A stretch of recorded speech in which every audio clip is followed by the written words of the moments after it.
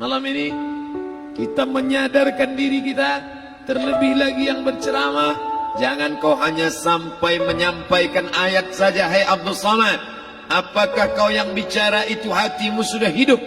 Senantiasa merasakan diri, aku orang paling hina, aku orang paling kotor, ditempelkan kening ke lantai di tempat yang diinjak tapak kaki, mengatakan bahwa aku bukan siapa-siapa. Ketika engkau merasa dirimu tinggi di atas, kau bukan apa-apa, karena yang paling tinggi di badanmu pun kau tempelkan. Tapi saat kau jatuh, rendah, down, stres, kau jangan merasa rendah, karena kau tegak berdiri di hadapan Allah. Kau angkat dua tangan, Allah Akbar. Di dalam diri ini disebut dia dengan qalb. Kenapa disebut qalb? Orang Arab menyebut qalb qallaba, karena sifatnya berbolak-balik. Pada saat selesai salat, astagfirullahalazim, tidak ada yang paling bersih, dia bersih. Tapi pada saat petang sore hari, yusbihu mu'minan, paginya putih, bersih, tak bernoda. Wa yumsi kafiran, petangnya hitam. Makanya dari pagi dibersihkan. Salat subuh bersih, salat zuhur bersih, condong matahari salat asar bersih, tenggelam matahari salat maghrib bersih, sempurna gelap malam salat isya bersih, tengah malam bangun tahajud munajat di tengah malam orang tertidur. Wa tusalli bil laili wan nasu niyam, engkau tegak di waktu malam di saat orang semua sedang tenggelam dalam lelap tidur panjang, tapi engkau menangis meratap mengenang dosa begitu banyak. Sab'atun yuzilluhumullah, di antara 7 yang mendapatkan naungan Allah. Yauma la dhilla illa dhilluh, hari itu tak ada naungan kecuali naungan Allah. Di antara yang mendapatkan naungan itu adalah rajulun zakarallah, orang yang berzikir, munajat, muhasabah diri di tengah malam, sunyi, sepi, fafadat ainahu, menetes air matanya. Berapa banyak sudah harta dititipkan Allah, satu pun tak dipakai. Umur diberikan Allah 40, 60, 70. Berapa yang kupakai untuk menolong agama Allah? Berapa yang kupakai untuk mengingat Allah? Mata, tangan, telinga, kaki akan diminta tanggung jawab di hadapan Allah. Al-yawma nakhtimu ala afwahihim, mulut terkunci, wa tukallimuna aydihim, tangan akan bicara, wa tashhadu arjuluhum, kaki akan bersaksi di hadapan Allah. Siapa yang bisa menolong waktu itu? Kalau pernah tangan ini saat punya kekuasaan, satu coretan tanda tangan bisa mempermudah urusan masjid. Sebutir kekuasaan yang dititipkan Allah bisa dipakai menolong agama Allah. Itulah yang akan menolong di hadapan Allah. Tanah, rumah, kendaraan, semua akan tinggal menjadi harta warisan. Lalu yang kita bawa mati apa? Dulu dibangga-banggakan, dihormati, dimuliakan. Yang kami muliakan Al-Mukarram, Al-Ustadz. Tapi pada saat tiba masanya, yang kita bawa tak lain tak bukan, innallaha la yanzuru ila ajsamikum, Allah tak menengok badan, fisik, bentuk tubuh, baju. Ini sampulnya saja. Wala ila suwarikum, Allah tak menengok rupa, wajah. Walakin yanzuru ila qulub, hati kamu yang bersih itulah yang kau bawa menghadap Allah Subhanahu wa taala. Yauma la yanfa'u malun, harta tak berguna, wala banun, anak tak bisa menolong. Harta tak berguna, anak tak mampu menolong. Illa man atallah, kecuali orang yang datang menghadap Allah biqalbin salim,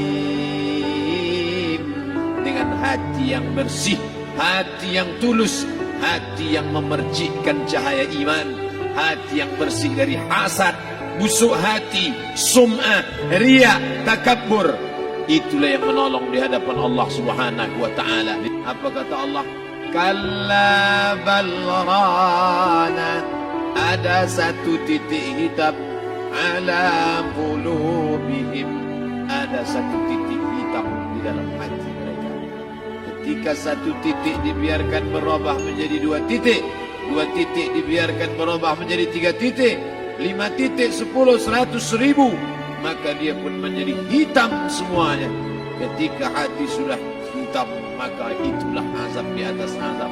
Khatamallahu ala qulubihim.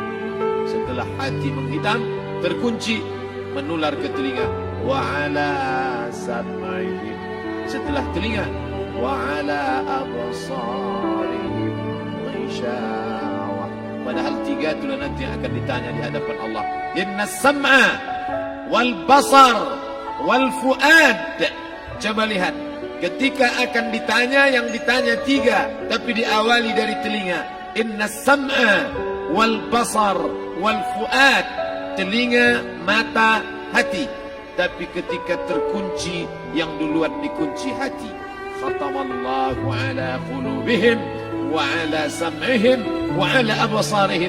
Kalau hati sudah terkunci, telinga tersumbat, mata tertutup. Summum bukmun umyum. Summum bukmun umyum. Pekak, tuli, bisu. Apapun tak lagi masuk ke telinga. Begitu besok pagi pintu kamar tak bisa diketuk, istri bolak-balik membangunkan tak terjaga, dipegang pipi sudah sejuk macam es batu, tanda jantung tak lagi berdetak. Disitulah kita baru sadar apa kata Imam Ali radhiyallahu an, an-nasu niyam. Semua manusia waktu hidup itu tidur. Bapak tidur, ibu tidur, saya tidur. Semua orang waktu hidup itu tidur. Falamma matu, ketika dia mati, disitulah dia baru terjaga dari tidur panjang. Saat Israel mencabut nyawa, ditarikkan di dalam satu centapan yang kuat, disitulah kita baru terjaga dari tidur panjang.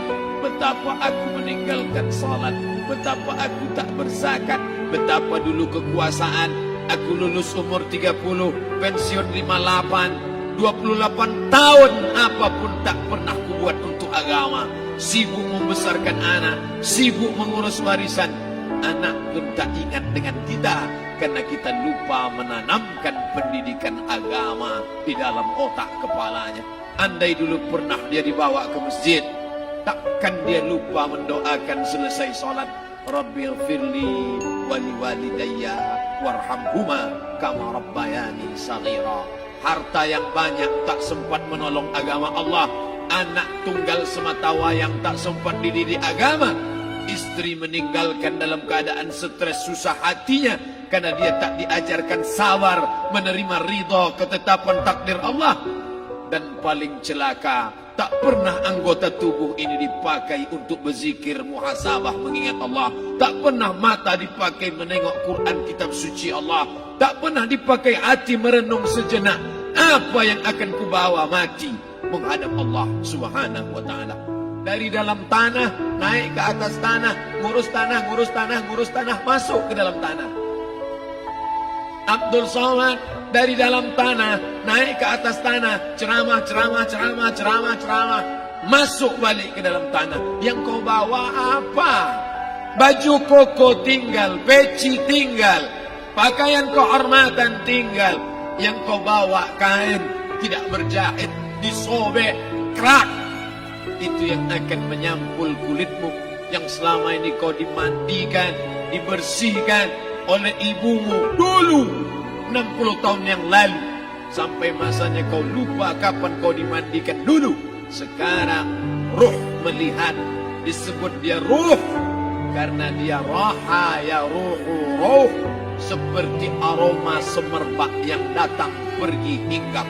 Ruh sampai masanya dia datang masuk ke dalam jasad. Ruh sampai masanya dia pergi meninggalkan jasad. Malam ini dimuliakan Al-Mukarram Haji Abdul Somad LCMA. Kenapa Abdul Somad ini dimuliakan? Karena ruh hinggap sejenak sebentar, sampai masanya besok pagi dia ruh keluar dari dalam tubuh ini. Anak yang katanya ayahku sayang, istri katanya kaulah abang, sampai masanya mereka tak lagi mau mendekat. Rumah itu saya yang buat, saya yang mengukurnya, tapi begitu ruh